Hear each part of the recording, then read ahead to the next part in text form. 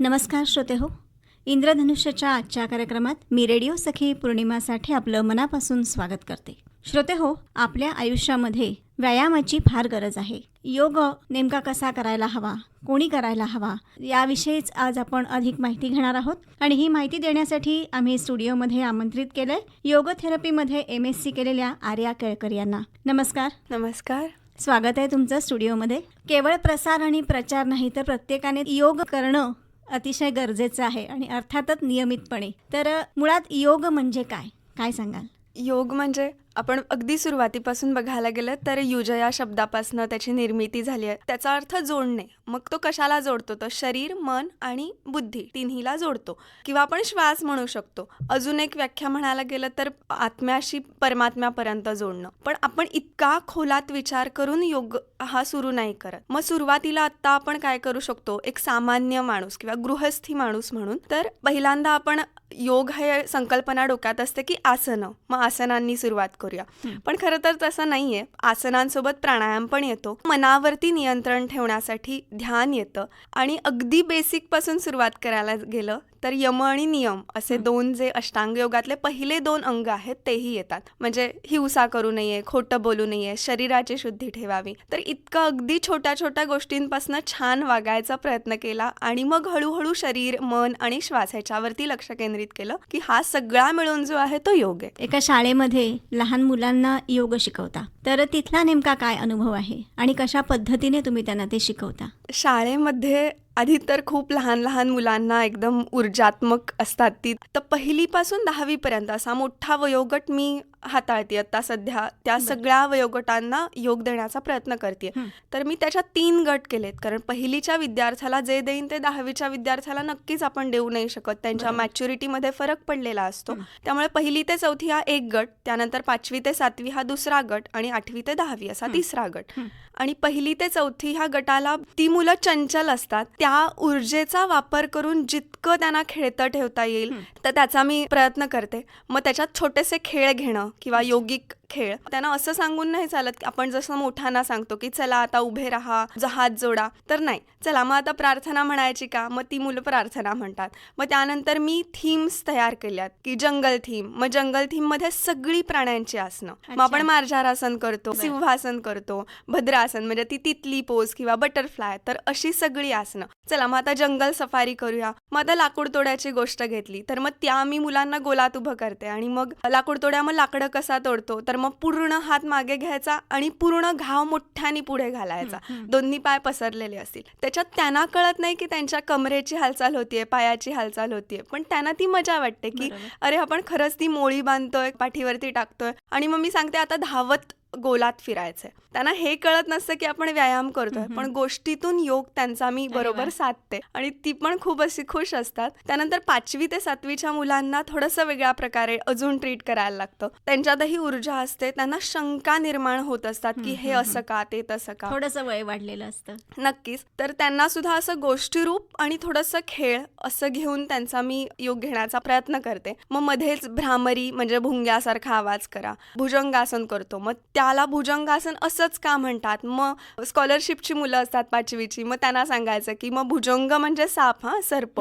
मग हे जर तुम्हाला परीक्षेत आलं तर लक्षात ठेवा. इतकं छोट्या छोट्या गोष्टीतून मग त्यांना मजा वाटते की अरे आपण जे करतोय ते अगदी पूरक आहे आपल्याला, अगदी आपल्या अभ्यासात आहे तेच आहे. आणि 8वी ते 10वीची मुलं बोलणार नाहीत, अगदी शांत शांत मागे जाऊन थांबणार किंवा रांगा करायला सांगितलं तर जितकं शक्य होईल मागे जाऊन थांबणं तितकं मागे जाणार असं असतं. पण तरी पण पहिल्या दिवशी मला अगदी त्यांच्याकडनं कमी रिस्पॉन्स आला, बोलली नाहीत, काहीच नाही. पण त्यानंतर ज्या वेळेला त्यांना कळायला लागलं की आपण आपल्या शरीरासोबत मनासोबत काहीतरी करतोय आणि खूप व्यायाम झाल्यानंतर ज्यावेळी त्यांना थकायला झालं आणि मी म्हटलं की आता शांतपणे शवासनात पडा, ती खरंच कोणालाही त्रास न देता, अजिबात गप्पा न मारता छान शवासनात होती. आणि म्हटलं की आता जो वेळ आहे ना तो फक्त तुम्हाला द्या, तुमचे मित्रमैत्रिणी आहेतच तुमच्यासोबत 24 तास. मग त्यांना कळायला लागलं आणि त्या दिवसापासून त्यानंतर त्यांनी त्यांनी मला अगदी छान रिस्पॉन्स दिला आणि आता ती पण अगदी छान प्रसन्न मनाने माझ्यासोबत शंका विचारत असतात किंवा एकदम मोकळेपणाने राहत असतात. मुळात कसं आहे की आता तुम्ही सांगितलं की त्यांच्यामध्ये ऊर्जा ही असतेच, ती धावत पळत खेळत हो. असतातच. मग प्रश्न असा पडतो की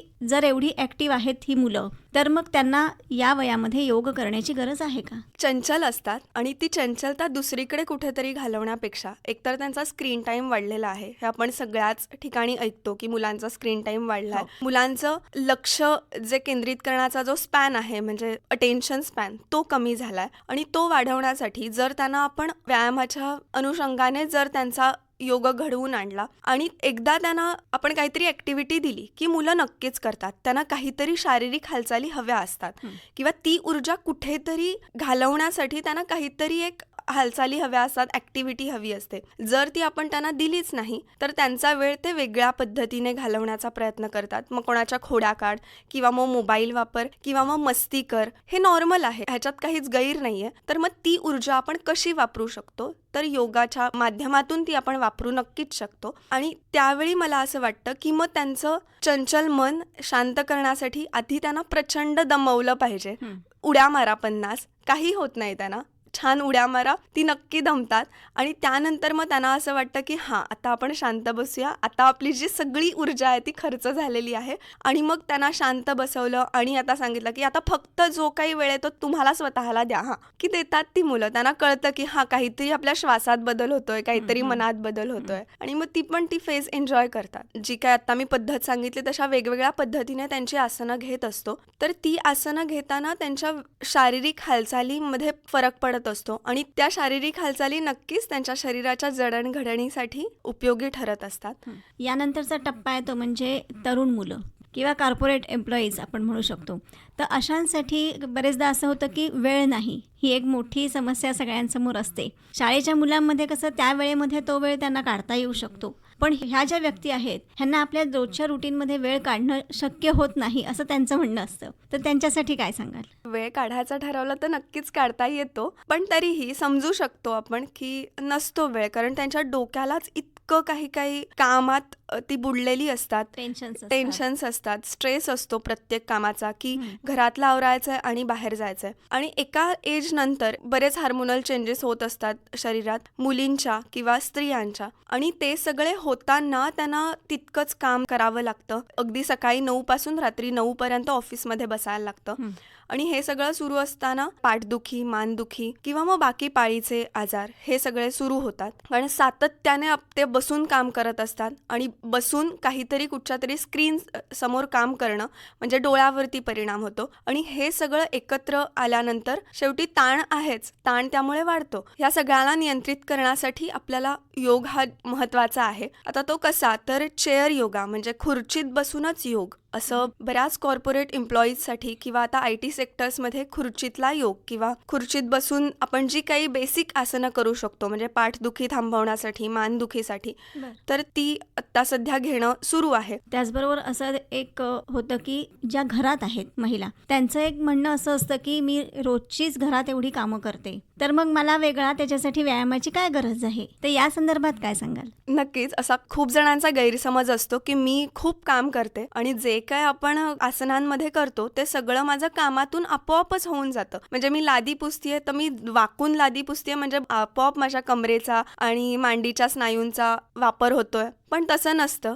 योग म्हणजे शरीर आणि मन एकत्र जोडलेलं आहे का, आणि त्याच्यासोबत श्वास हे पण बघायला हवं. आपण काम करत असताना आपलं पूर्ण लक्ष ते काम कसं पूर्ण होईल आणि मी किती पटकन काम संपवून शांततेत बसेन हे आपल्या डोक्यात असतं. पण योग करताना आपण हात वरती नेत असू तर श्वास घेतो, हात खाली आणत असू तर श्वास सोडतो.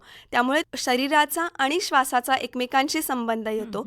त्याचसोबत ते आपण शांतपणे करतो, त्यामुळे आपोआप मन तिथे केंद्रित केलं जातं. हे जे आहे त्यामुळे ताणतणाव व्यवस्थापन आपण म्हणतो ते इथे होतं. आणि कामामुळे ताणतणाव वाढतो, पण त्याच कृती आपण ज्यावेळी श्वास आणि मन एकत्र जोडून करतो त्यावेळी ताण कमी होतो आणि ते खरं महत्वाचं आहे.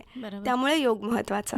मग अशा महिलांसाठी तुम्ही एक बेसिक योग काय सांगाल? सकाळी उठल्यानंतर जर शक्य होत असेल तर अगदी अर्धा तास स्वतःसाठी द्या आणि योग सुरू करा. उठल्याच जर थोडंसं स्ट्रेचिंग केले किंवा अगदीच सोपं म्हणजे चालून या कुठेतरी, स्वतःसाठी वेळ देणं काम करणाऱ्या स्त्रियांसाठी जास्त महत्त्वाचं आहे असं मला वाटतं. मग तो तुम्हाला जितका शक्य होईल तुमच्या दिवसातला वेळ देणं तितका दिलात तरी चालेल. सकाळी नसेल जमत तर संध्याकाळी द्या. फक्त जेवणाची वेळ वगैरे आपल्याला बघावी लागते ज्यावेळी आपण व्यायाम करतो. आसनं जमत नसतील तर मग प्राणायामाकडे लक्ष द्या. हळूहळू तुम्हाला आसनांसाठी सुद्धा वेळ काढायला जमू शकेल. काय होतं, काही वेळा आपण बघतो की आज मोबाईलवरती आपण जे म्हणू ते आपल्याला तिथे दिसतं. काही वेळा असं होतं की ते बघून केलं जातं. त्याचा नेमका काय परिणाम होतो? अगदीच जर काही इलाज नसेल, आपल्याकडे कुठचेच साधन नसेल आणि फक्त फोन आहे, तर त्या माध्यमातून जर आपल्याला काही मिळत असेल की व्हिडिओ लावला आणि त्याप्रमाणे केलं तर करू शकतो. पण ज्यावेळी स्वतः इन्स्ट्रक्टर समोर असतो आणि तो श्वासाचं जे काही नियंत्रण आहे की कुठच्या वेळी श्वास घ्यायचा, कुठच्या वेळी सोडायचा, किंवा आता आपल्याला फार दमायला झालंय तर मग त्यावेळी सुद्धा तो इन्स्ट्रक्टर सांगतो की नाही, दमायला झालंय मग तिथे थांबा आणि संपूर्णपणे शवासनात विश्रांती घ्या. तर मग हे जे आहे ते म्हणजे व्हर्च्युअल प्लॅटफॉर्म्स आहेत त्यावरती कळू नाही शकत. परत आपली हातांची पोझिशन, पायाची पोझिशन आसन करताना मेनली ती आपण व्हर्च्युअल इन्स्ट्रक्टर्स तुमचं ॲडजस्ट नाही करू शकत, जे समोर असणारे प्रशिक्षक ॲडजस्ट करू शकतात. बरोबर. आणि काही वेळा असं होतं की आपल्याला जे होतंय ते समोरच्याला माहिती नसतं. ते अगदी कॉमन प्रोटोकॉलने फॉलो केलेलं जो काही व्हिडिओ असतो तो सुरू असतो समोर, आणि काही वेळेला जो माणूस तो व्हिडिओ बघत असतो त्याच्या कंडिशन्स किंवा त्याला होणारे आतून आजार किंवा बाकी काही समस्या असतील तर त्या समोरच्या ह्याला कळू नाही शकत. त्यामुळे मग तो कधी कधी उलटा परिणाम सुद्धा होऊ शकतो, कारण त्याला जे पूरक नाहीये ते चुकून केलं जातं आणि मग उगाच अजून सांधेदुखी वाढणं किंवा अजून स्नायूचं दुखणं वाढणं होऊ शकतं.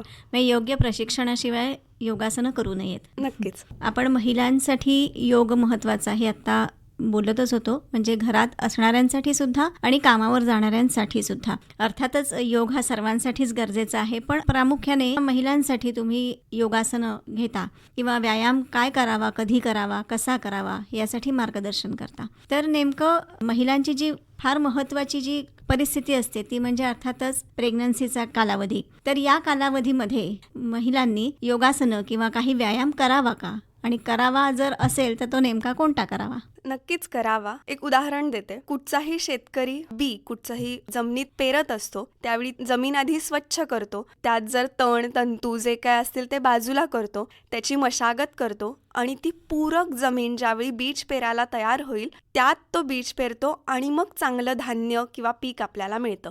सेम आपल्या शरीराचं सुद्धा आहे. गर्भ आपण तयार करायच्या आधी जो प्री कन्सेप्शन पिरियड आपण म्हणतो त्यावेळी तुमचं शरीर त्यासाठी योग्य आहे का हे आधी बघायला हवं. तुम्ही काय खाताय, तुमचे विचार कसे आहेत, किंवा तुमचं झोपण्या आणि उठण्याची वेळ कशी आहे हे बघा.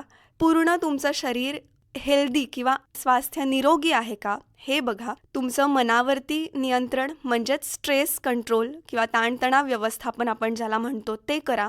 आसनांद्वारे शरीर लवचिक करा. त्यानंतर गर्भधारणा झाल्यानंतर आपण 1 ते 9 महिने 3 ह्याच्यात विभागतो, म्हणजे पहिले 3 महिने, त्यानंतर दुसरे 3 महिने आणि शेवटचे 3 महिने. योग म्हणजे फक्त आसनं नाही तर आपण मनावर तर नक्कीच कंट्रोल करू शकतो, प्राणायाम करू शकतो. त्यानंतर चांगलं काहीतरी ऐकणं जे आपल्याला आवडतं, चांगलं संगीत ऐकणं. त्यानंतर ध्यान असं करा की ज्यामुळे त्या बाळाला आणि आईला दोघांना पण पूरक असेल, की आईचं आणि बाळाचं जे काही नातं आहे ते वाढवण्यासाठी असं ध्यान करा. त्यानंतर दुसऱ्या ह्याच्यात आपण 3 ते 6 ह्या महिन्यात पोटाच्या भागावरती आणि मांडी आणि मधला भाग शरीराचा कंबर ह्या भागावरतीच्या आसनांवर जास्त जोर देतो, कारण पुढे आपल्याला डिलेव्हरीसाठी जायचं असतं आणि तो भाग हा मधला काळ आहे तो स्ट्रॉंग करायला, तिथे ताकद आणायला खूप चांगला असतो. आणि शेवटच्या काळात आपण पूर्णपणे जो लेबर टाईम असतो त्याच्यासाठीचं प्रिपरेशन, त्याच्यासाठीची तयारी करतो. त्यामुळे नक्कीच पहिल्या प्री कन्सेप्शनपासून अगदी डिलेव्हरी नंतर सुद्धा योग हा खूप उपयुक्त आहे असं म्हणू शकतो. नॉर्मल डिलेव्हरीसाठी तर उपयुक्त आहेच. तसंच काही वेळेला काही कंडिशन्स असतात, म्हणजे आईला काही प्रॉब्लेम्स असू शकतात. एकतर बरेच वेळेला डायबेटीस डिटेक्ट होतो किंवा हायपरटेन्शन डिटेक्ट होऊ शकतं, किंवा जर बाळाची पोझिशन नैसर्गिकरित्या असायला हवी त्या पद्धतीने जर नसेल तर ती करण्यासाठी सुद्धा योग उपयुक्त ठरतो. मग ते आसनांद्वारे असेल किंवा मग प्राणायामाद्वारे सुद्धा. काही मुद्रा आहेत त्या सुद्धा आपण ह्याच्यात वापरतो. पोस्ट प्रेग्नन्सी म्हणजे डिलेव्हरी झाल्यानंतर सगळीजण लक्ष पूर्णपणे त्या बाळावरती देतात आणि आईला अगदी एकटं वाटत असतं. त्यावेळी सुद्धा त्या आईला योग उपयोगी ठरतो. कधी कधी हल्ली अशा केसेस सुरुवात व्हायला लागल्या की डिप्रेशन येणं, पोस्टपार्टम डिप्रेशन आपण खूप ठिकाणी ऐकतो. तर अशा कंडिशनमध्ये आईला मदत करण्यासाठी योग हा नक्कीच चांगला. पुढचा जो महिलांच्या आयुष्यातला महत्त्वाचा टप्पा म्हणजे तो मेनोपॉज. तर या काळामध्ये शारीरिक बदल होतच असतात, पण त्याचबरोबर मनातले जे बदल असतात, की चिडचिड होणं किंवा मूड स्विंग्स ज्याला आपण म्हणतो, तर या कालावधीमध्ये योग करणं याने किती फायदा होऊ शकतो? कोणतंही चंचल मनाला आवर घालण्यासाठी योग हा नक्कीच उपयुक्त आहे, असं मी लहान मुलांपासून स्त्रियांपर्यंत किंवा त्याच्यावरच्या वयापर्यंत सांगते. तर सेम मेनोपॉजसाठीच्या काळात सुद्धा स्त्रियांना योग अतिशय उपयुक्त ठरतो. तो असा, एकतर स्त्रियांची चिडचिड होत असते, त्यानंतर शरीरात वेगवेगळे बदल्स म्हणजे हार्मोनल चेंजेस जे आहेत ते होत असतात. मग त्यावेळी योग केल्यामुळे सिम्पॅथॅटिक आणि पॅरासिम्पॅथॅटिक नर्वस सिस्टीम ज्या आहेत त्या समांतर पातळीवरती आपण आणतो. त्यामुळेच ताणतणाव व्यवस्थापन होतं. सिम्पॅथॅटिक म्हणजे हृदयाची धडधड वाढणं किंवा श्वासाची गती वाढणं, त्यानंतर कंप सुटणं, थरथर होणं किंवा सतत त्याने ओव्हर थिंकिंग जे म्हणतो, ही सगळी सिम्पॅथॅटिक नर्वस सिस्टीमची लक्षणं आहेत आणि ही सगळी आपण मेनोपॉजमध्ये बघतो. मग त्रास होणं, गरगरणं किंवा उलटीसारखं वाटणं, पोट दुखणं हे त्यामुळे येतात. आणि त्यानंतर पॅरासिम्पॅथॅटिक म्हणजे एकदम काम सिस्टीम, ज्यामुळे आपल्याला अतिशय शांत वाटतं, श्वास संथ गतीने सुरू आहे, हृदयाची धडधड शांतपणे एका रिदममध्ये सुरू आहे, डोळे शांत स्थिर आहेत, उघडझाप नाहीये कुठचीही आणि शांत वाटतंय. ही पॅरासिम्पॅथॅटिक नर्वस सिस्टीम ॲक्टिवेट आहे असं म्हणू शकतो. तर ह्या दोन्ही सिस्टीम्स एकत्र बॅलन्स स्टेटमध्ये ज्यावेळी काम करतात त्यावेळी योग हा ताणतणावाला उपयुक्त झालेला आहे असं आपण म्हणू शकतो. आणि हा एक फायदा आहे की त्या काळात त्यांची पॅरासिम्पॅथॅटिक नर्वस सिस्टीम वाढवण्यासाठी योग मदत करतो. ज्याप्रमाणे आपण आता महिलांसाठी प्रत्येक टप्प्यामध्ये जे बघितलं की योगासनं किंवा व्यायाम एकंदरीतच किती गरजेचं आहे, तर त्याचप्रमाणे आज आपण बघतो की पुरुष वर्ग सुद्धा मोठ्या प्रमाणावरती त्यांचा वेळ म्हणजे प्रवास आणि ॲक्च्युअल वर्क ह्याच्यामध्ये जात असतो आणि जवळपास एक तर संध्याकाळ किंवा रात्री ही मंडळी घरी येत असतात आणि सकाळी लवकर उठून जात असतात. तर या शेड्यूलमध्ये त्यांनी नेमक्या कशा पद्धतीने यासाठी वेळ काढायला हवा आणि त्यांच्यासाठी कोणती योगासनं किंवा व्यायाम काय सांगाल? बऱ्याच वेळेला आपण बघतो की पुरुष वर्ग हा योगाकडे कमी वळतो. तर खरं तर असं काही नाहीये, योग हा सगळ्यांसाठी आहे आणि सगळी जण ते करू शकतात. योग मन शांत ठेवायला आणि ताणतणावासाठी सगळ्यात जास्त उपयुक्त आहे आणि पुरुषांसाठी तर तो नक्कीच उपयुक्त ठरतो, कारण संपूर्ण घराचा भार किंवा मुलांचं शिक्षण, बाकी घर चालवणं, ह्या सगळ्या गोष्टी त्यांच्यावरती असतात. तो सातत्याने त्यांच्यावरती ताण येत असतो आणि त्यातून कुठून तरी स्वतःला वेळ देणं ते विसरलेले असतात. त्यामुळे सकाळी उठून अगदी थोडा वेळ प्राणायाम आणि आसनाचा अभ्यास त्यांनी केला तर तो नक्की त्यांना उपयुक्त ठरतो. पुढच्या संपूर्ण दिवसाची ऊर्जा त्यांना त्या एका तासात किंवा अर्ध्या तासात जो ते मॅटवरती घालवतात वेळ, ती ऊर्जा त्यांना संपूर्ण दिवसभर उपयुक्त ठरते. सूर्यनमस्कार खूपच उपयुक्त आहेत. त्याच्यासाठी एक उदाहरण देते. आपण जर पाणी बघितलं, एखाद्या डबक्यातलं साचलेलं पाणी, तर त्याच्यावरती डास जमा झालेले असतात, कचरा असतो, त्याला दुर्गंध येत असतो. काही काळ ते तसंच राहिलं, ते जर पाणी हलतं नसेल तर तिथे खराब होतं. आणि जर प्रवाहित पाणी, वाहतं पाणी बघितलं तर ते निर्मळ असतं, स्वच्छ असतं.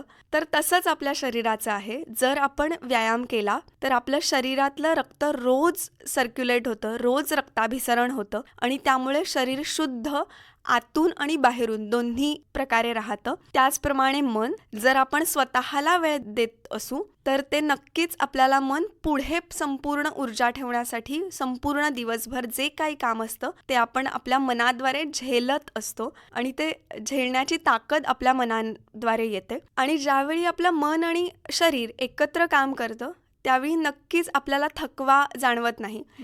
मी एक गंमत सांगते. माझ्याकडे एक नुकत्याच बाई जॉईन झाल्या होत्या. म्हणजे आत्ता त्या अजून करतात. त्यांना सुरुवातीला फार असं दमल्यासारखं वाटलं पहिल्यांदा काही 2 दिवस. त्यांना रोज दुपारी झोपायची सवय होती आणि एक आठवडा पूर्ण झाला आमचा आणि त्या म्हणाल्या, "अगं आर्या, इतकं छान वाटतं सकाळचा 1 तास दिल्यानंतर. मला दुपारी आता झोपावंसंच वाटत नाही."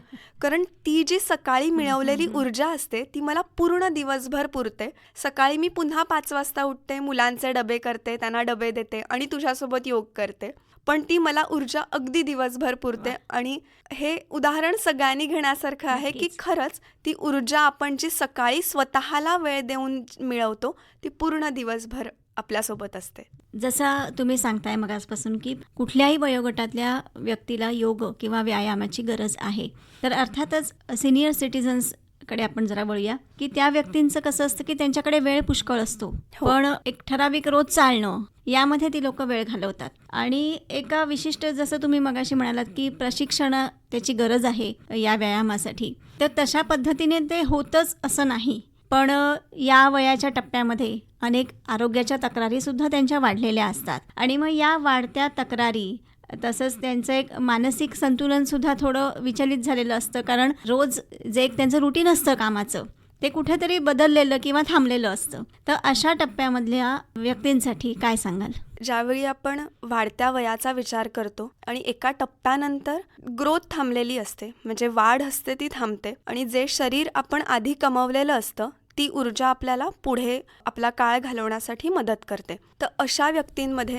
आपण बघतो हल्ली सांधेदुखीचा त्रास किंवा गुडघे ह्याचा त्रास हो. जास्त दिसून येतो किंवा डायबेटीस, मधुमेह जो आहे तो सगळ्यात जास्त ऐकू येतो. बरोबर. तर ह्यांना नियंत्रित करण्यासाठी अगदी रोज स्वतःला थोडासा वेळ त्यांनी दिला, त्यांच्याकडे वेळ असतोच, नक्कीच असतो, आणि त्यातला थोडासा वेळ त्यांनी स्वतःला दिला तर ह्या काही गोष्टी, त्यांच्या औषधं तर सुरूच असतात, आपण औषधं नक्कीच थांबवू नाही शकत, पण शरीराला ताकद देण्यासाठी किंवा शरीरातली ऊर्जा जी आहे ती वापरून अजून छान वाटण्यासाठी, प्रसन्न वाटण्यासाठी योग त्यांना मदत करतो. सकाळी थोडासा वेळ त्यांनी स्वतःला दिला तर त्यात आपण सांधे आणि सूक्ष्म व्यायाम जे म्हणतो ते त्यांचे घेऊ शकतो. काही अडचणींमुळे त्यांना आपण जशी आसनं करतो तशी त्यांना देणं कधी कधी कठीण होऊन जातं, तर अशांना आपण खुर्चीतला योग देऊ शकतो, खुर्चीतली काही आसनं. आणि काही वेळेला असंही झालेलं आहे की व्हेरिकोज वेन आहे किंवा सॅटिका सारखे प्रॉब्लेम्स आहेत, ज्यांना चालताही येत नाहीये, धरून धरून चालतात,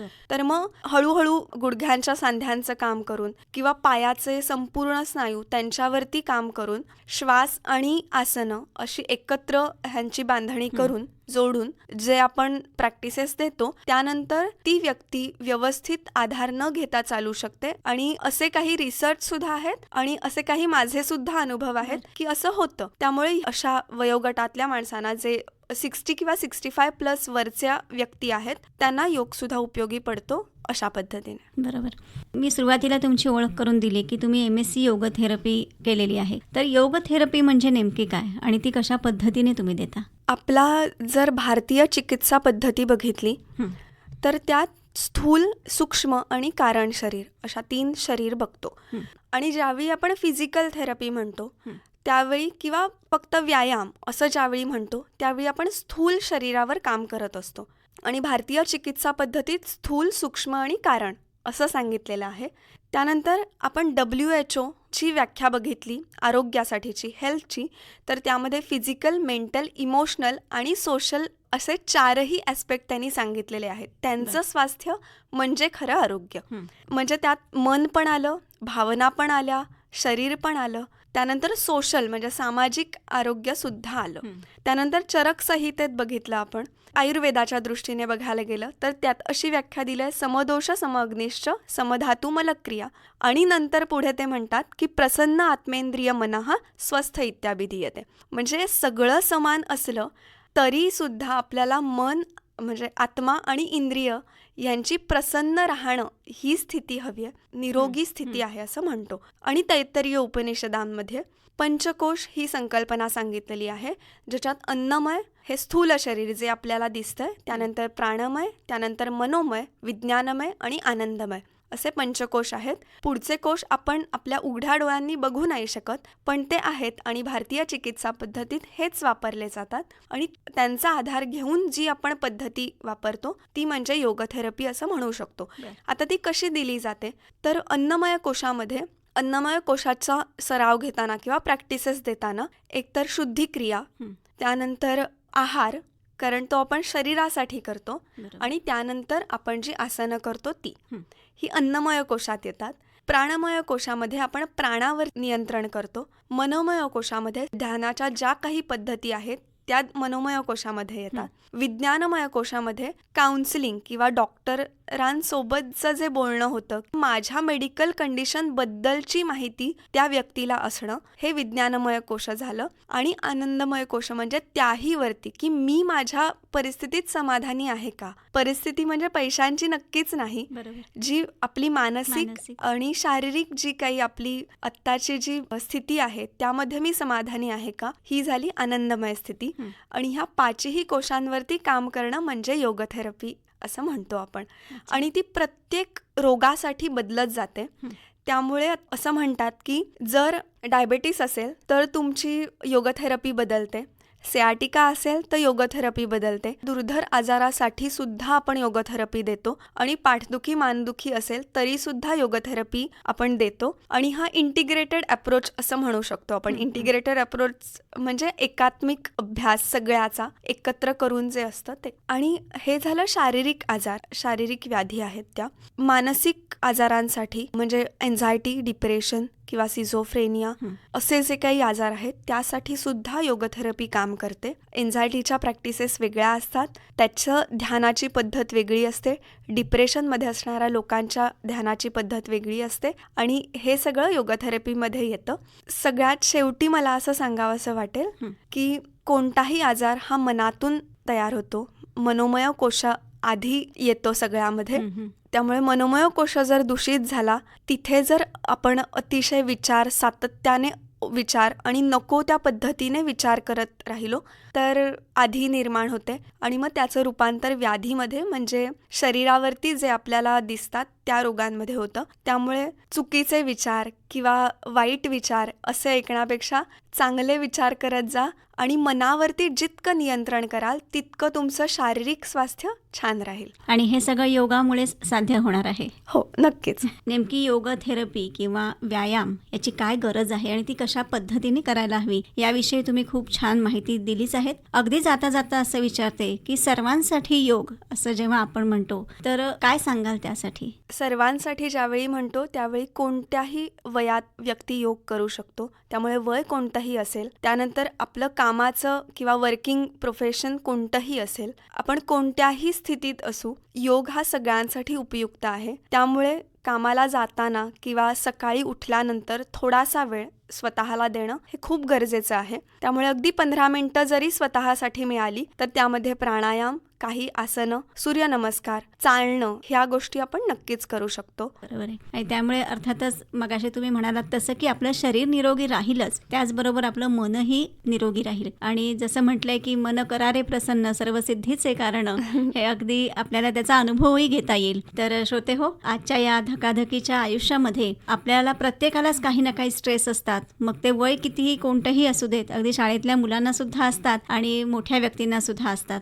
तसंच या धावपळीच्या जगामध्ये आपण त्यामध्ये फिट होण्यासाठी आपल्याकडे सुद्धा ऊर्जेची जास्ती गरज असते. तेव्हा या सगळ्यासाठीच आपल्याला योग करणं हे अतिशय गरजेचं आहे. आणि आता जसं आर्या केळकर यांनी सांगितलं की व्यक्तीचं वय कोणतंही असू दे आणि तुमचं काम कोणतंही असू दे, प्रत्येकाने स्वतःसाठी वेळ हा काढायलाच हवा. आपल्या व्यायामासाठी अर्थातच हे सगळं स्वतःसाठी आहे. आणि म्हणूनच आजपासूनच आपण असं ठरवूया की या योगासनांसाठी किंवा व्यायामासाठी मी स्वतः वेळ काढीन आणि माझं शरीर निरोगी ठेवीन आणि मन आनंदी ठेवीन. याच पॉझिटिव्ह नोटवरती आपण आज इथे थांबूया. तुम्ही आज इथे आलात आणि खूप चांगली माहिती सर्व श्रोत्यांना दिलीत, त्याबद्दल आकाशवाणीतर्फे आणि सर्व श्रोत्यांतर्फे मी आपले आभार मानते. धन्यवाद. नमस्कार. धन्यवाद.